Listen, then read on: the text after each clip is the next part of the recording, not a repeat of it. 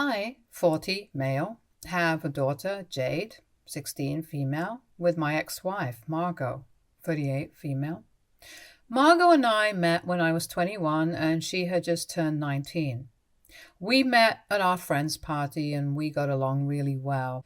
I asked her out the day we met because she was really smart and pretty and I really liked her. Unfortunately, she said yes that day and we ended up together for a really long time. We dated for a couple of months before we met each other's families, and then eventually, after almost a year of dating, we decided to move in together.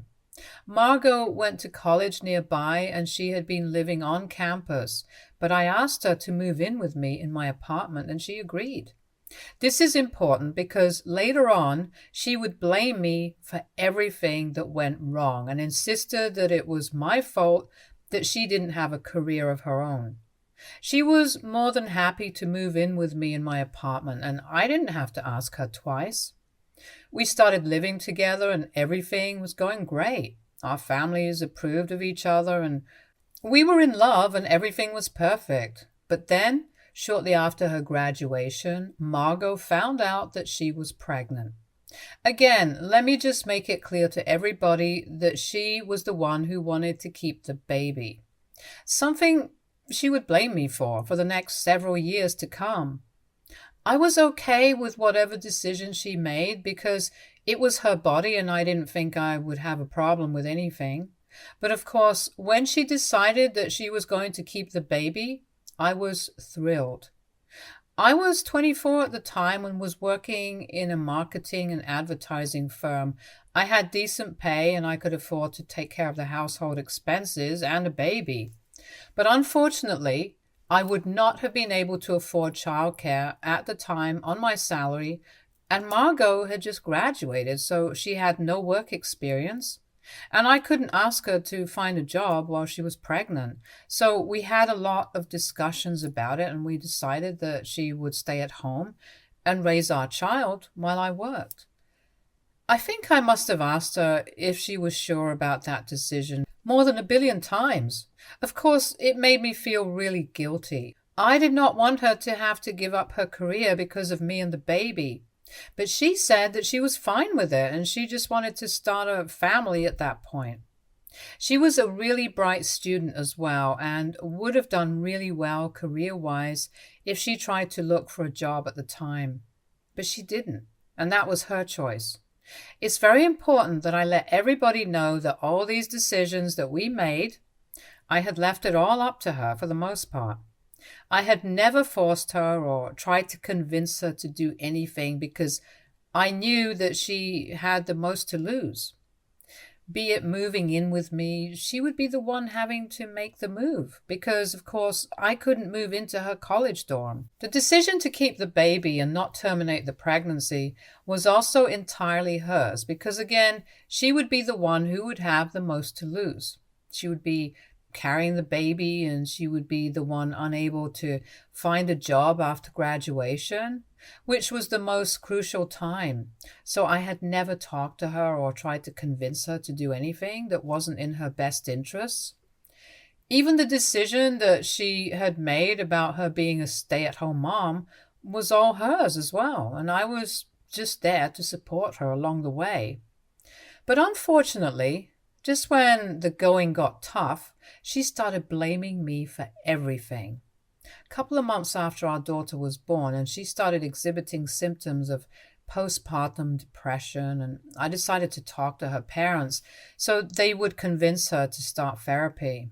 I had already tried to talk to her about it myself, but she told me that it was nothing and would get really irritable whenever I would bring it up. If I'm being honest, I was just really scared that she would end up doing something to the baby out of anger or something, because I've heard stories. So I really wanted her to get help, but she was not willing to admit that she had any problems at all. Now, I know that raising a child is a really difficult job, and no matter what is happening now, I will always be grateful to her for doing her best at the time. However, I still have to say that she had become a really difficult person to live with in the years following Jade's birth. She would constantly be mad at me, and in the first couple of months, I could understand the logic behind it. I expected it to go away with time. But even after almost a year or two had passed, she still seemed to be mad at me all the time. We couldn't even talk to each other without everything turning into a fight, and I always felt like she was looking for an excuse to fight or argue with me. She would snap at me for the smallest reason, and even though I would let it go most times, it was really difficult to do so because I was doing my best at work after slogging for more than half the day at work. Nobody enjoys coming back home to a perpetually annoyed and angry wife. With time, I found it harder and harder to let things go or just drop a fight, and it would just keep escalating. She would always keep blaming me for everything that went wrong in her life, and I could never understand why. I have already mentioned that all the choices that she had made were completely her own, and I hadn't ever tried to influence it. But even then, every time we were arguing, she would bring up how she had sacrificed everything for me, and I couldn't even be grateful to her for that. I don't know where she got that from, because I was always looking for opportunities to make her realize that I was grateful for everything that she had done for me and our family. I would organize dates every weekend and try to take them out for dinner at least 4 times a month to fancy places because I knew how much Marco enjoyed it. I would celebrate every milestone with great pomp and extravagance, but nothing ever seemed to be enough for her. She would still keep complaining about how I was just never grateful, even when I would take her out for dates and stuff. And she would keep looking for excuses to fight with me and would never just be in the moment and try to enjoy it. It was all getting frustrating for me because I was sick of getting blamed for every single thing. It had come to a point where I was regretting ever even meeting Margot or even asking her out. Even when I would bring up valid points during fights, she would just negate all of it by saying that she had sacrificed her career to raise our daughter. I had promised to support her, so I just had to shut up and deal with it. But I don't think constantly having to be a doormat for her to walk all over was my definition of support. I still put up with it, though, for the sake of my daughter, because I didn't want Jade to suffer. We stayed in that marriage for almost 5 years, and with each year the fights got worse and it became harder for me to put up with Margot. A couple of months after Jade had turned 5, I came to the conclusion that I could no longer make this marriage work. After a particularly nasty fight, I realized that Jade deserved a better life, and we couldn't provide that for her if we stayed together. By then, Margot and I were either always fighting or just not even talking to each other. And that's a hostile environment to grow up in, which is something I did not want for Jade. I had always figured that after one point, Margot and I would go back to being a happy couple. But by then, I had given up all hopes of that ever happening. The future of our marriage seemed really bleak, and so getting a divorce was what was best for the family. So one day I decided to drop Jade off at my parents' and talk to Margot at home. I told her that this was not working out and our daughter deserved better, so we should really start thinking about divorce. I didn't have any idea what she was going to say, but I surely didn't expect her to confess to cheating on me. She told me that she had been having an affair for the past and had been hooking up with a co-worker of mine whom she had met at a work party that she had accompanied me to. That made things a lot easier for me, and I didn't feel any guilt leaving her. I had also fallen out of love with her by then, but it still came as a huge shock. The divorce was mutual, and I got pretty much everything. She didn't even try to fight me for it, because she knew that what she had done was wrong, and there was no taking it back. So she let me have everything, and she got the bare minimum in the divorce settlement. She didn't even ask for alimony, because having an affair already disqualified her from it. The one thing that she did put up a fight for was Jade. She fought tooth and nail to get partial custody and work out an arrangement that suited both of us. I had wanted Jade to spend 3/4 of the month with me, and Margot could have her for 1 week, but she was not okay with it. She and her lawyer fought really hard and pushed it up to half the month because she was not ready to settle for anything less than that. I had to concede because I didn't want to exact revenge on her or anything through Jade. I wasn't going to fall that low, and at the end of the day, she was her mother, and I couldn't take Jade away from her, because that would always mean that Jade would grow up to resent me for it, and I couldn't risk it. It's just ironic to think that after fighting for Jade so hard, this is how Margot has been treating her. And after the divorce came through, it was easy for us to fall into a co-parenting arrangement because now we didn't have to deal with each other constantly anymore.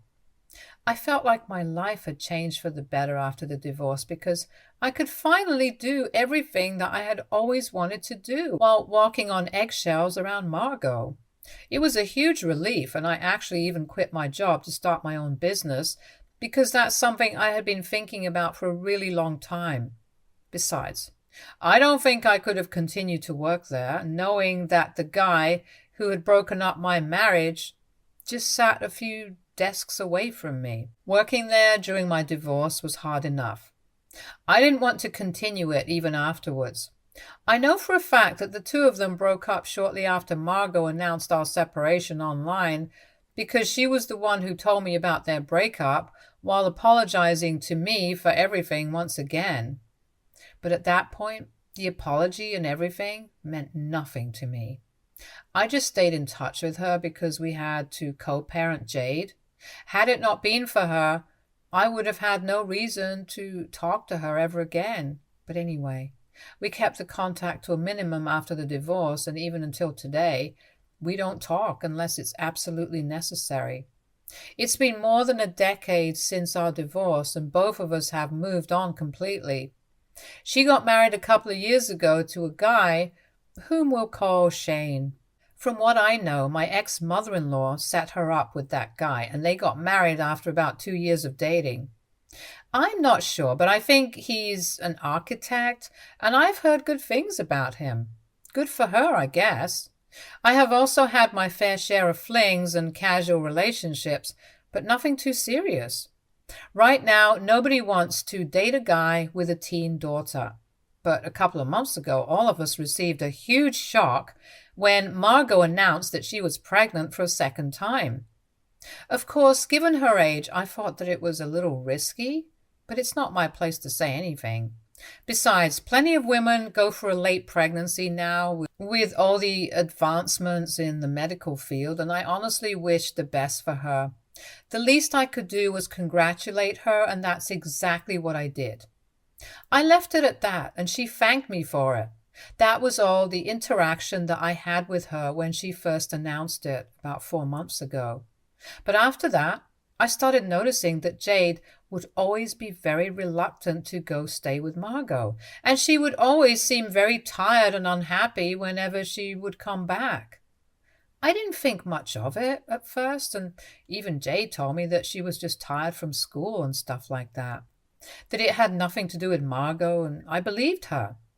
This had been going on for the past couple of months, ever since the pregnancy announcement, and I only recently picked up on it. This month, when Jade came back to live with me, I realized that she looked even more exhausted than usual, and I knew that something was off. I decided to talk to her and ask her what was going on, but she refused to tell me anything for the first couple of days. She insisted that everything was just fine, but I could tell that she was hiding something from me. So after a lot of insistence, she finally agreed to tell me what was bothering her. And ever since then, things have pretty much taken a turn for the worse. Jade told me that her mother and Shane had pretty much started to treat her like their free housekeeper and were making her do all the work around the house. Every day after school, as soon as she would be back, she would be expected to start cooking, and once she was done with that, they would demand that she start cleaning the house from top to bottom. And the worst part was that all of them lived like slobs, because for part of the month that she wasn't living with them, they would just not clean at all. They would wait for her to come over, and then they would start making her do all the work. She said that she couldn't even say no, because every time she would protest something and say that she didn't want to do it because she didn't have the energy to, Margot would play the pregnancy card, and she would start whining about how I had never been helpful when she had been pregnant with Jade. But this time around, she had expected things to be different and hoped that her daughter would be more sensitive than her husband. Margot couldn't do anything because apparently she was always too tired, even though she was just in her second trimester, and even that had barely started. And Shane claimed that he was always exhausted after work, which is why he couldn't help out. So unfortunately, they were relying on her to do all the work around the house. Margot even claimed that apparently this was not even that much to ask of Jade, because it wasn't like she was having to do everything for her throughout the month. They would have to do everything for themselves when she was living with me. Jade had not been happy about any of this, but she had to do it because she didn't want to feel guilty that she was abandoning her pregnant mother. So she kept doing it without complaints, and it was a pretty thankless job too. She only put up with all of it because Margot was pregnant, and she didn't even tell me anything because she was afraid that I would get mad, and then there would be a whole thing about it. She wanted to avoid that drama because it would inevitably lead to a lot of stress for her mother, and that would not be good. But she finally realized that she couldn't go on like this after something that took place a day before she came back home. She said that she had been trying her very best to not think of Margot and Shane as bad, but after what Shane had said to her the day before she came back home, she didn't think that she could go back there again because they had officially taken things way too far. Apparently, the day before she left, she had been packing her things in her room, and Shane happened to walk past. When he noticed that she was packing her things, he asked her why she was doing that, and she told him that she was going to move back here for the next 2 weeks because her time was up here, and it was my turn according to the arrangement. Shane hadn't realized that the time had passed by so quickly, and he made a comment about how he was going to miss her because now, for the next 2 weeks, until she came back, the house would be a mess again.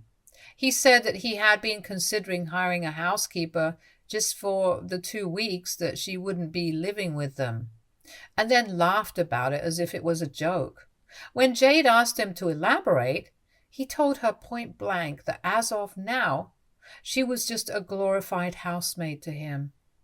But apparently he said that it was meant to be a compliment because she was really good at it, and he thought that she could actually make a career out of it since she would at least be useful, then unlike her mother. I was honestly stunned when Jade told me that this is what Shane had said, because I had only heard good things about him from other people. But that was the single most misogynistic and disgusting thing I had ever heard. It was really difficult for me to control my temper at that moment. But Jade told me that she had already made up her mind and she was not going to go back, so there was no need for me to confront them or whatever. But I couldn't let something like this just slide, and I knew that I had to talk to Margot about it. I called her up after about an hour and told her everything that Jade had said to me, including the comment that Shane had made. I demanded an answer and an explanation as to why she thought any of it was appropriate, because my blood was boiling. They had been treating our daughter like she was a housemaid for weeks now, and Margot had been encouraging it.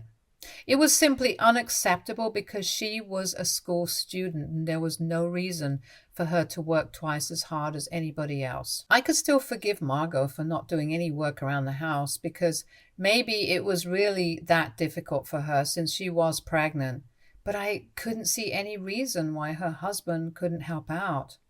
If my 16-year-old daughter can do all the work around the house and go to school and not let her schoolwork suffer, I think a full-grown man should be able to accomplish the same thing without making much of a fuss about it.